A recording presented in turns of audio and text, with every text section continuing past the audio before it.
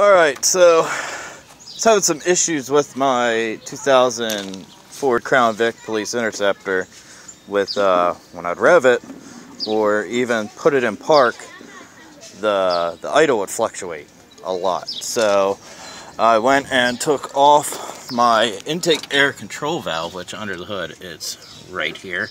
You have this hose that connects into it, and then I have the aftermarket intake, but it connects into your factory piping here. I took that off, used brake cleaner and carburetor cleaner to clean it out, put it back on after you disconnect your negative. Still was doing it, but not as bad. I did try doing a bunch of seafoam in the gas tank, thinking it may be a bad injector or maybe just some bad gas. So a buddy of mine let me come into the junkyard, and I went and took a mass airflow sensor out of another Vic with 138,000 miles on it, and this is the air intake control valve that I took out of mine. As you can see, it's pretty clean in there. I mean, top and backside. But the only difference was the one I took off the other style Crown Vic, which was still a P71, had a spring in here on that almost like that piston drive system. Another thing I took off was the throttle position sensor. Now on mine, I took it off of a 2000 Grand Marquis 4.6, which is the same motor as mine. It was a Crown Vic Interceptor.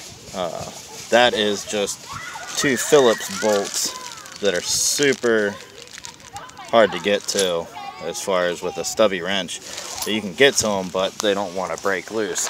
That part is actually right here, and then if you look, you can see the two Phillips screws that you have to get to. For your air intake control valve, it's two 8mm bolts.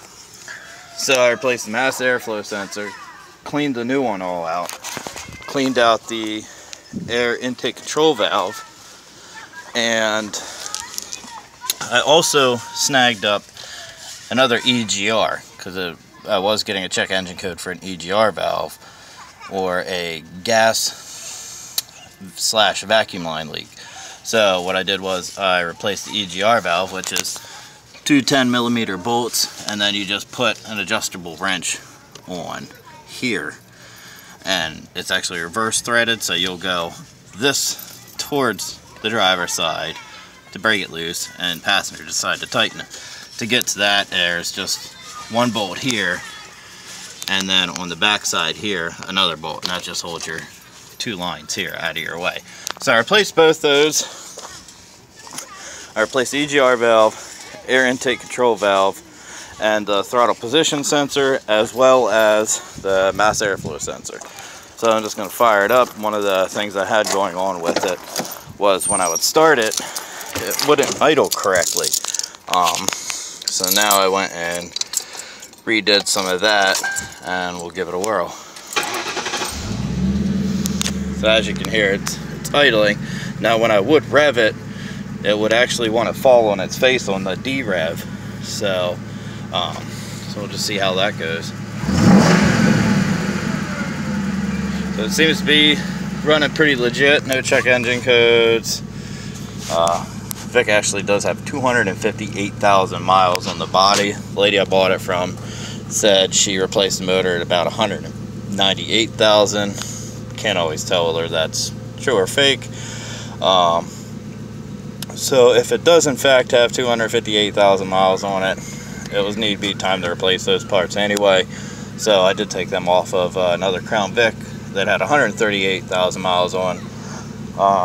Also a retired police car, so most of the departments here in the state I live cycled out the Vics, and it went to the new Tauruses and or Explorers, and most of the departments cycled those cars out at about 100,000 miles. Other than that, runs pretty decent, it sounds like. I mean, you have the infamous Vic lifter taps, but I mean, other than that, it seems to be pretty stable.